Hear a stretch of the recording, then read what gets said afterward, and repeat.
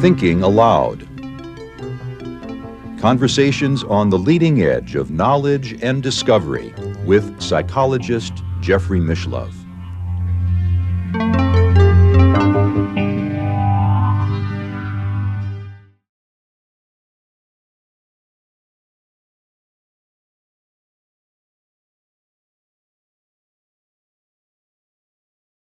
And you also work with the idea of sending energy to, say, to the person who's rolling the dice. Yes.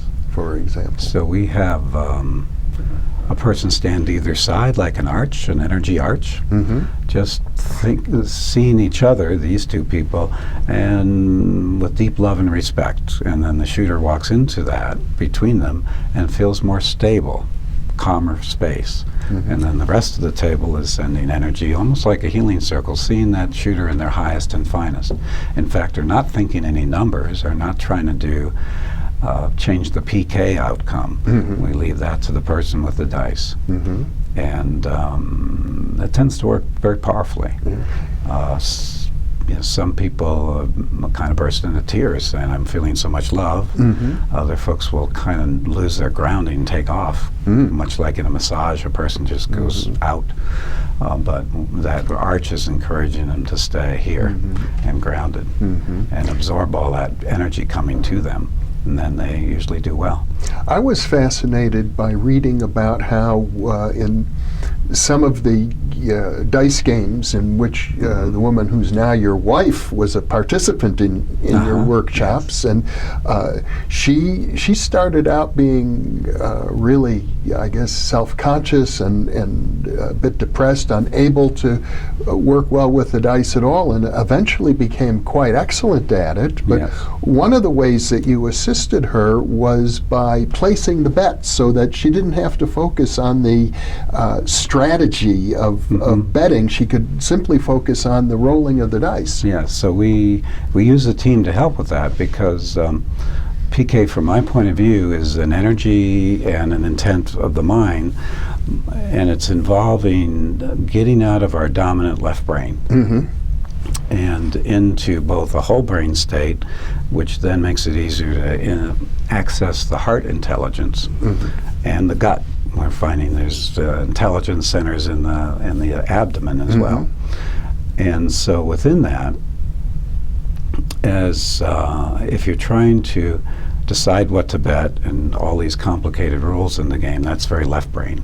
And so if we assist the person, at least initially, like learning the piano notes, as they're kind of learning things, by taking as much of the left brain tasks away from them as we can. Again, there's a lot of action at a dice table.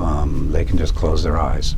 And then one of their energy arch people can whisper to them, the dice are ready, when they're ready to pick up and roll. And that helps a lot. So we set up a training environment where we're trying to make the impediments as easy to overcome as possible, because once a person feels it, they can much more easily lock that back in again of, oh, that's what you're wanting. And knowing that you're with a supportive and safe group of people gives somebody the comfort to actually close their eyes in the middle of a dice game in Las Vegas. I imagine when you were by yourself, that wouldn't have been such an easy thing to do. Yes, it was really lonely at the beginning, but I did cultivate, like I said, relationships even with the waitress, and I'd get to know how many kids she had and how they're doing and share pictures. But when you'd be at the table, it was, you know, I'd like to go to tables just myself and the crew. But second best would be if there's other people there, then where are you from? And see if we could get a little feeling of community going. But you know, closing the eyes probably would have been not done. So in other words, while you were talking about the period before you began bringing groups to Las Vegas, you began to try to cultivate a group feeling just amongst the people standing around the craps table. Found that was important. Again, we're There's even a book on the feng shui of PK now at the dice table, that a conducive environment is a positive environment, and that's not necessarily what's going on there.